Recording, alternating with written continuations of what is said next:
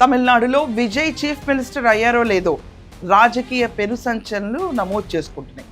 BJP కేవలం ఒక్క సీట్తో మాత్రమే హ్యాపీ అవ్వాల్సిన సిచ్యువేషన్ వచ్చింది. వాళ్ళు చాలా డిసప్పాయింట్ అయిపోయారు.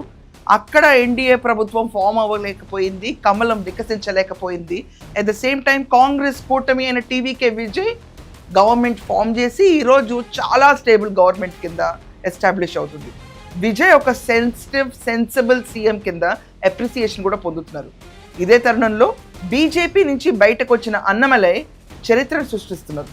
సడన్గా ఆయనకు ఒక రకమైన క్రేజ్, జెన్సీ అందరూ మళ్ళీ ఆయన పట్ల ప్రభావితం అవటం చూస్తున్నాం. మనం చూసుకుంటే అన్నమలై గౌండర్ అంటే కొంగు వెల గౌండర్ కమ్యూనిటీ సంబంధించిన వ్యక్తి, చాలా ఇన్ఫ్లుయెన్షియల్ కమ్యూనిటీ.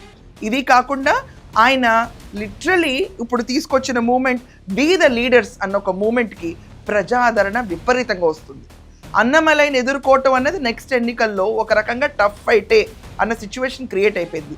బీజేపీ అన్నమలైని పక్కన పెట్టి తప్పు చేశాము అన్న విషయం పైన చింతిస్తున్న రోజు లేకుండా మిగిల్చేశాడు అన్నమలై.